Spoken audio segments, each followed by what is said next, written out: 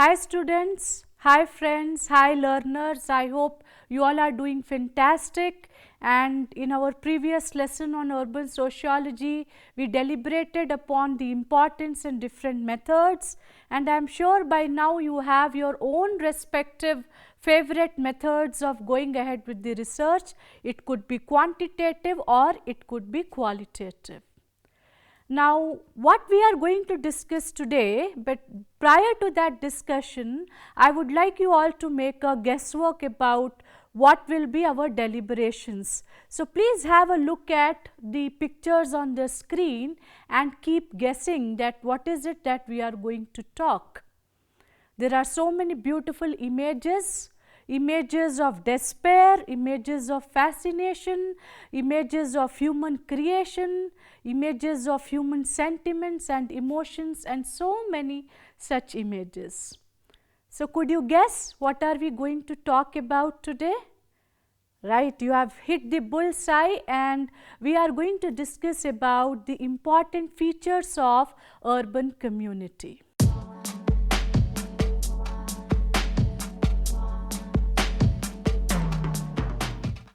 So, we will be talking about features of urban community, and we will also discuss the differences between rural and urban community.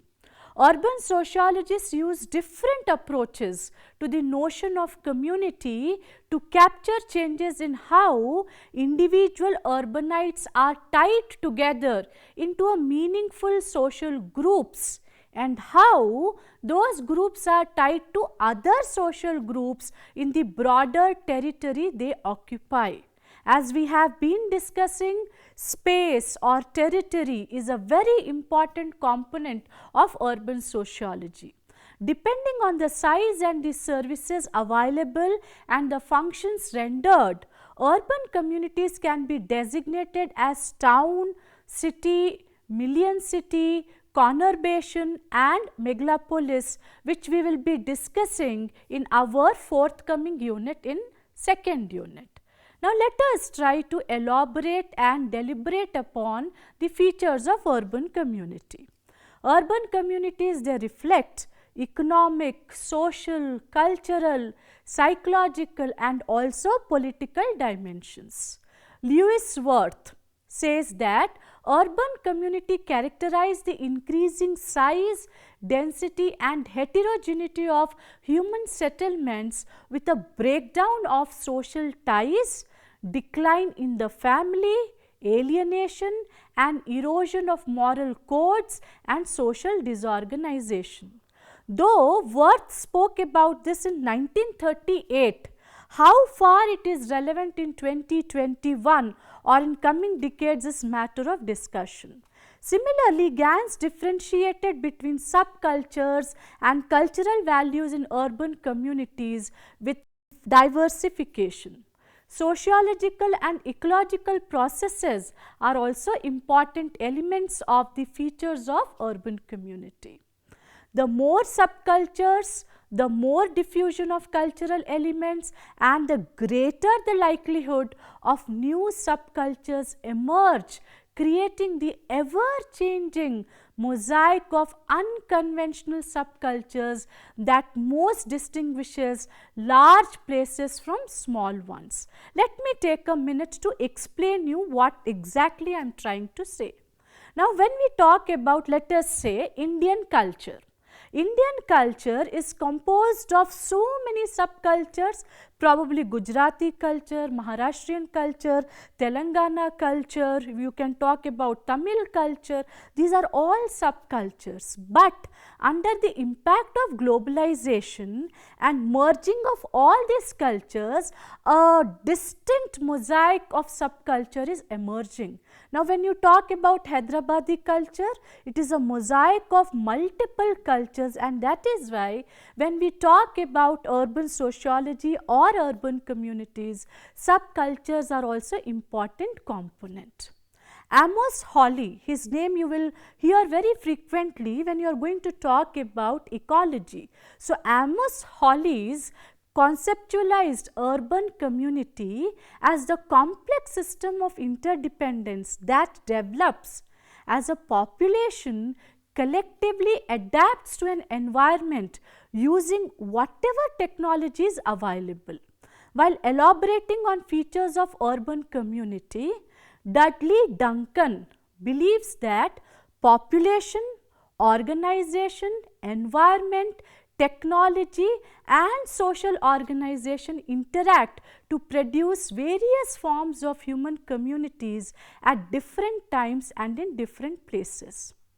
Friends, I am reminded of one very interesting thing which my teacher used to tell whenever she used to teach me about this Duncan's model, POETS, as you can see, POETS, population, organization, environment, technology and socio-psychological component. So, whenever she would take a class on Friday, she would tell us POETS. Now, what it meant? Push off early, tomorrow is Saturday. But that POETS is not here. Here we are exclusively talking about urban ecology, and urban ecology, P is for population. So, population is what? Population is conceptualized as an organized group of humans that function routinely as a unit. Organization, what is organization? It is the way our activities are organized. E is for environment, which refers both the natural environment as well as the social environment. T is for technology, that what kind of technology is being utilized by the community as a whole. For instance, during pandemic time, we have evolved with a new kind of a technological setup. 100 years back we had a different technology, and I am sure with each passing day our technology is going to modify, improve, change, whether upgrade or degrade, that is definitely a matter of discussion. And S, the S in POETS is the socio-psychological component, without which no urban community exists. So, apart from what Hawley or Duncan have said, there are certain general features of any urban community. What are they? First one is anonymity, that is namelessness. Bogardus observes that urban community is anonymous in the sense there prevails namelessness. Owing to its population size, the city cannot be categorized as a primary group, as also the inhabitants do not come into primary contact with each other. Now, what is primary contact? Primary contact is that contact which we maintain on a day-to-day basis. Can you recall Charles Horton Cooley, friends? Cooley gave the concept of primary group. So, primary group is that group where we have face-to-face contact, for example, our family, our close friends. So, when in urban community, though people are physically seeing each other, but still it is a kind of an anonymous relationship, a kind of a namelessness which exists. So, they meet and speak without knowing each other's name. Although mannerisms of politeness and mutual convenience evolve in the city, they are mechanical. That when I tell you good morning, how much of good morning do I mean? How much internally I am feeling that yes, your morning should be good. So, is that wish a mechanical one or just an emotional one? Is, of course, I leave it to your wisdom. Anonymity also leads to loss of identity in a city teeming with millions. The norms in social world in urban community are not effective, and regulation of social behavior is challenging. There is prominence of associations and secondary relations. Homelessness is also an important feature of urban community, though it is a distressing feature. Now, why am I saying this is a distressing feature? I am sure you all must have heard a very beautiful ghazal from Gharonda. एक अकेला इस शहर में, रात और दोपहर में, आबोदाना ढूंढता है, एक आशियाना ढूंढता है. So, what is this Ashiana? Ashiana is our housing. So, you know, when you are living in a big cities, metro cities, housing is a major problem, and especially this problem seems to be intensifying. So, many low class people are forced to live on pavements, and housing is also challenging task for lower middle class families. We experience class extremes in urban communities which characterize the urban community. Ironically, in city we find class contrast of the richest as well as the poorest people. The people leading luxurious lives, living in grand, huge mansions, as well as people living on pavements and hardly getting 2 meals a day. The slums of the poor exist alongside the huge bungalows of the rich amidst the apartments of the middle class members. Social heterogeneity. In fact, no other word can define urban community more appropriately more than this term heterogeneity. So, city is a heterogeneous social unit.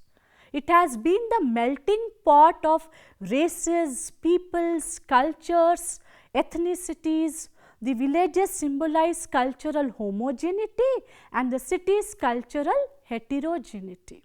The cities are characterized by diverse people, races, occupations, cultures, diversity in food habits, dressing patterns, living conditions, our religious beliefs, cultural outlook, customs and traditions.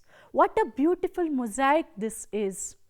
When we talk about another important feature of urban community, social distance is also one of the prominent ones. So, what is this social distance? So, social distance in urban community is also the result of anonymity. Bheed hai, there is a crowd, but we do not know each other. So, class extremes, heterogeneity, all these factors they contribute to social distance. These social contacts are impersonal, formal and segmented. And you all will agree with me, my dear friends, that the most prominent feature of any urban community is the fast pace of life. जिंदगी दौड़ती है, चलती नहीं है वहाँ पे, खाली दौड़ती है. So the pace of life is very fast since people with ambition, they work at tremendous speed day and night. Now, for example, you talk about cities like Mumbai, people say Mumbai never sleeps. It means the pace of the social life is very high there. There are multiple activities and roles leading to role strain and role conflicts as well. Friends, I will take a minute to explain you what is a role conflict. For example, you are a working woman, let us assume. It is not that I am being partial only towards women, let us assume that you are a working woman. You have in-laws to look after at home, children, husband, family to look after. Sometimes it so happens that you have lot of work in office and probably your presence is equally required at home.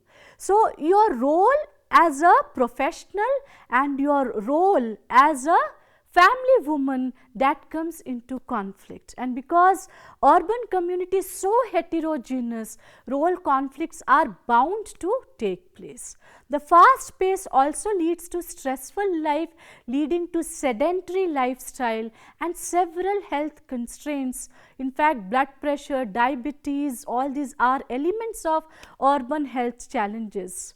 Urban life produces greater emotional tension and insecurity. Just imagine, from the time you wake up till the time you go back to your bed, all the activities what you are planning, so much of fast pace, everything is so quick, and we are only following the watch.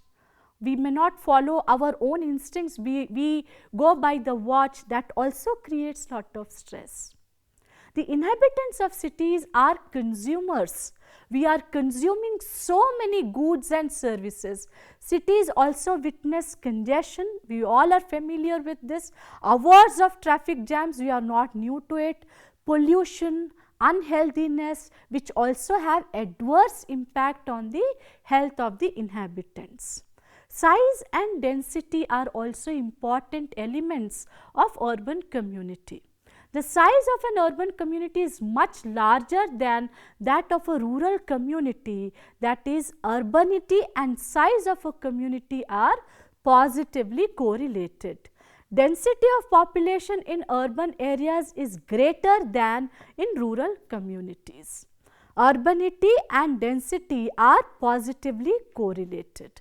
Family and marriage, these are critical social institutions, and urban community fosters the values of individualism rather than collectivism. Thus, the similar values are also reflected in the institutions of family and marriage. We all know that nuclear families are the order of the day in urban areas. In case of urban community, there is preponderance of love marriages and intercaste marriages, and simultaneously there are also more number of divorces. There is considerable freedom in choosing spouses, and we are also witnessing multiple number of live-in relationships in urban areas, which is a new dimension with specific context to Indian society. When we talk about occupation and social mobility, in urban areas the major occupations are industrial, administrative and professional in nature, that is, they are non-agricultural.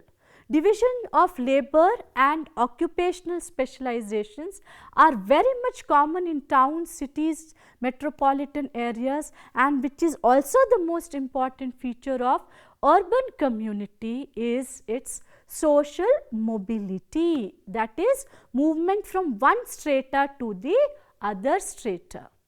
In urban areas, the social status of an individual is determined not by heredity or birth, but by the merit, and that is why ascribed status does not get importance, achieved status gets importance.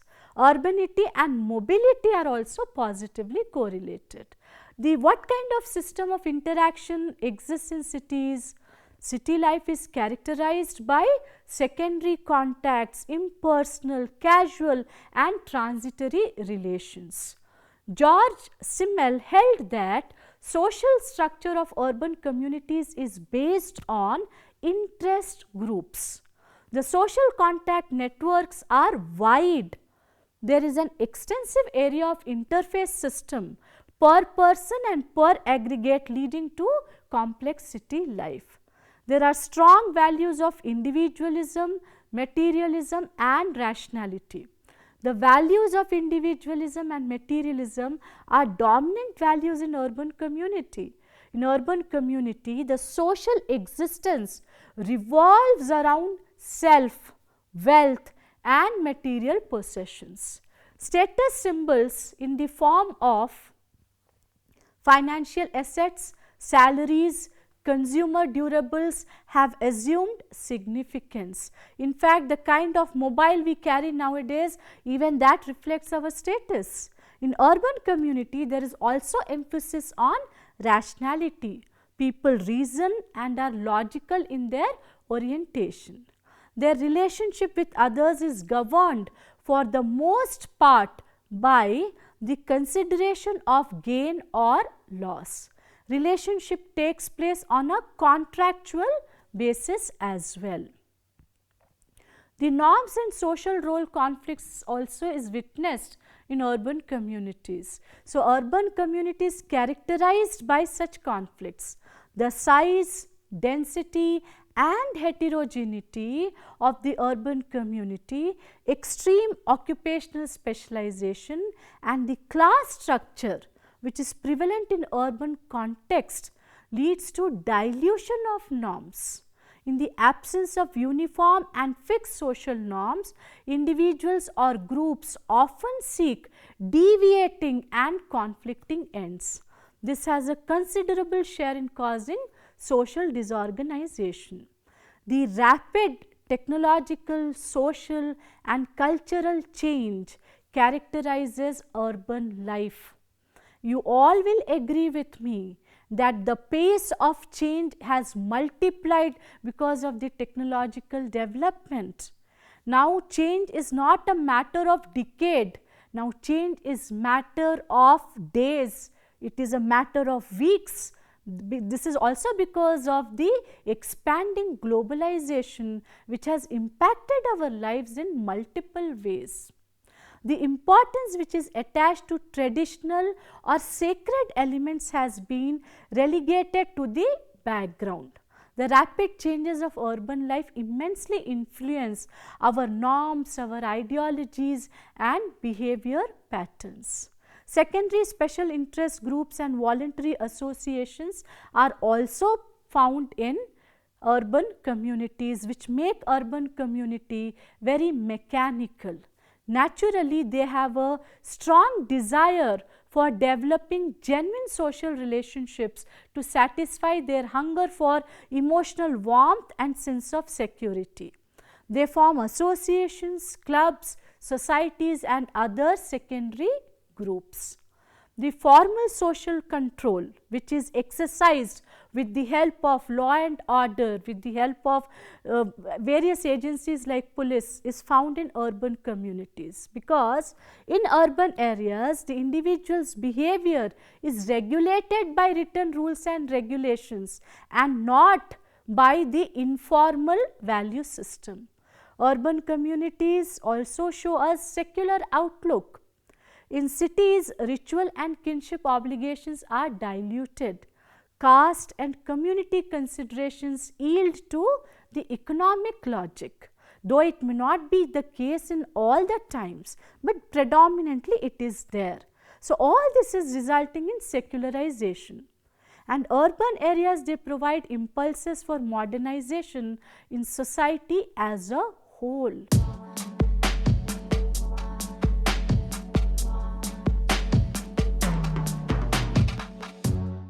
So friends, so far we were trying to understand the different features of urban community, and please believe me, no list is an exhaustive list, it is always a evolving list.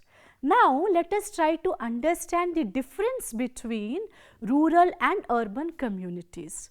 Many scholars have tried to distinguish between rural world and the urban world, and one very popular name is that of Ferdinand Tönnies, who in his book Gemeinschaft and Gesellschaft, which was published in 1887, and also Emil Durkheim in his book Division of Labour, published in 1907, they have contrasted the social life of traditional rural communities with that of rapidly developing industrial urban areas.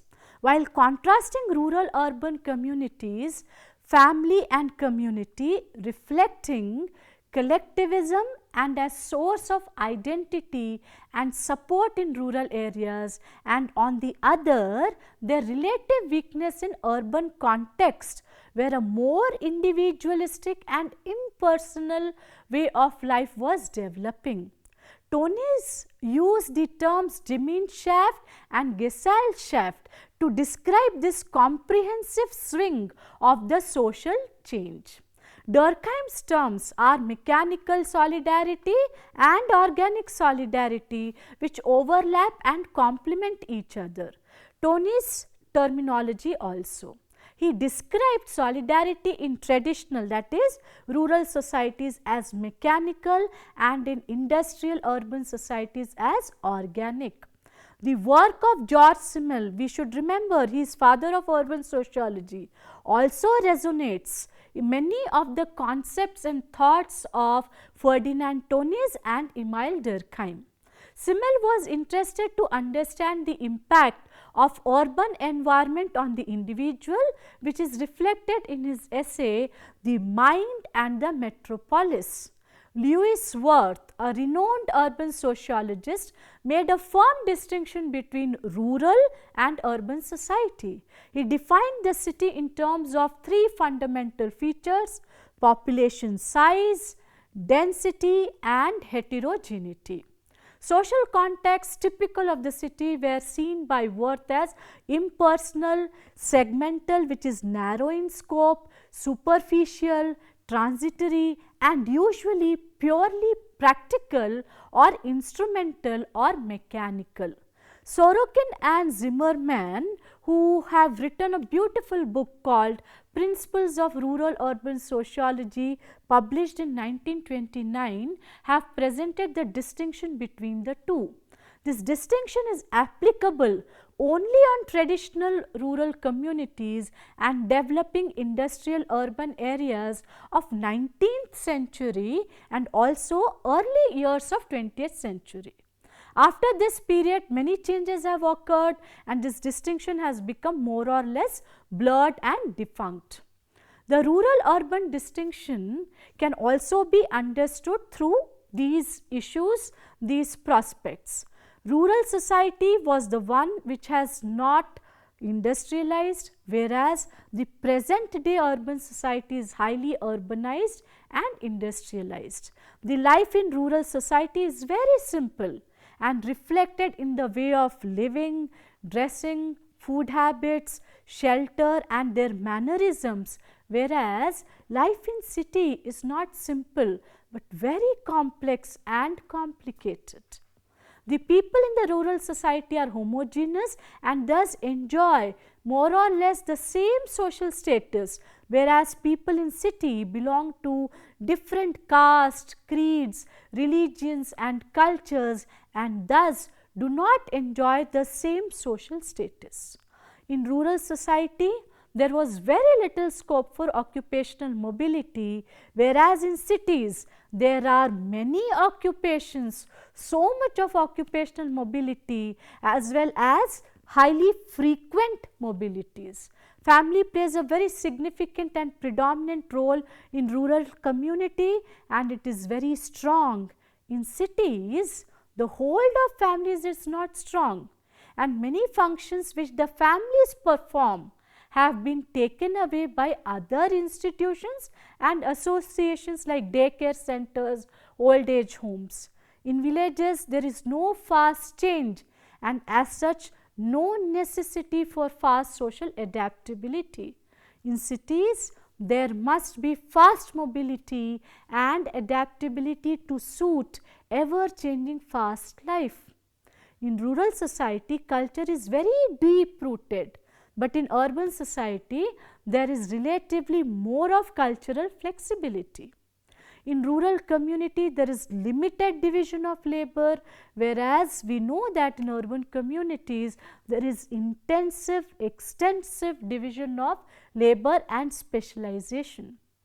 There is very strong difference with specific reference to status of women in rural and urban community.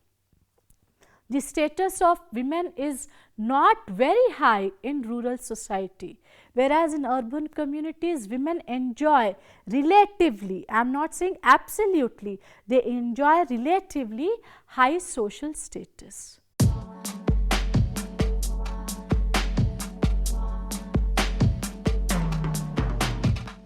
Friends, you must be wondering that the distinction which we have just discussed between rural and urban community, does it exist in the similar way even today?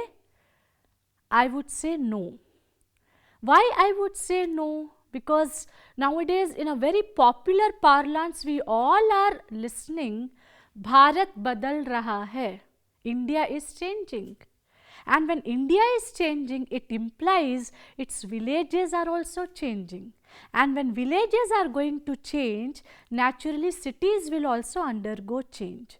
So the points of distinction what we have discussed, they are the original theoretical perspective of the distinction between rural and urban. This is not an absolute distinction, my dear friends. We have to remember one thing, that whenever we talk about thinkers like Durkheim, George Simmel or our Lewis Wirth, they all have said certain things in a particular context, in a particular time period.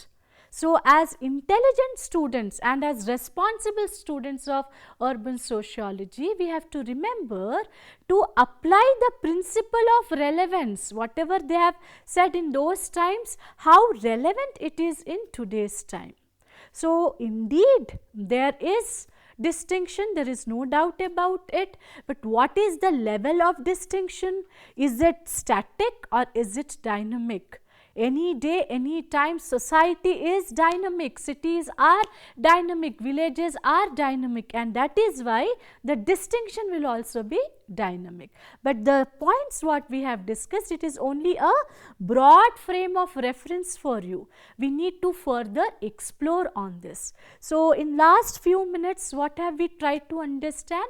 We try to understand the important features of urban community. Now, even with regard to features of urban community, I personally feel, we have so many versions of it. Like one version of urban community would say that it is a crowded, polluted place. One version would say that it is a fantastic place because you can do so much of networking there. One version would say that yes, urban communities are fantastic because the kind of facilities and services what they offer. So, honestly speaking, urban communities mix and match of all these things. So, which one perspective would you like to take? It is up to you. But what worries me as a student of sociology is, where are we proceeding as a city? If we are living in cities which are the beautiful creations of human civilization, are we ensuring a socially responsible role to make the climate of cities livable? In fact, from time to time, governments, including even recently Honorable Supreme Court of India has made a comment on increasing air pollution, which is leading to reduction in the lifespan of its citizens. So, do we want such kind of cities? Or do we want cities like what Ebenezer Howard, garden cities? In one of our lessons, we will definitely talk about it. It is a beautiful concept of garden cities. So, do we want a polluted, unsustainable city, or do we want a city which we can give to our coming generations so that they are proud of us that we made our cities sustainable? So, that choice we have to make. So, the role of urban sociology is just not to point out, list down what are the characteristics, but also take up the responsibility to make our cities more livable and fight different kinds of pollution and social evils which has become part and parcel today, and that we can do it. It is not that we cannot do it, we can, and that is what urban sociology tells us. So, if you have found this lesson interesting, I think you can do some introspective assignment also. You pick up any city of your choice, any city. It can be an Indian city, it can be a European city, and you pick up any village of your choice and try to do a comparison. Try to compare with what we have discussed and also try to compare with what I have said in the conclusion. Do these differences actually exist, or do these differences are evolving? So, if you do such kind of introspective work, I am sure your enjoyment in the course will also multiply. The course is just not about listening to what I am saying, but also doing lot of introspection, lot of self-based assignments on your part for more realistic, insightful understanding about cities and villages. So, friends, on that note, I would like to thank you all for being with me, and for any questions, any observations, any experiences, your visit to villages or your visit to any new city, please feel free to write to me and share with me on my email pandevini@gmail.com. And in our next lesson, I will come up with a beautiful story, a story of the emergence of human civilization. So, till then, keep guessing that what we are going to talk. Be happy, be safe. Thank you all. Take care. Bye bye.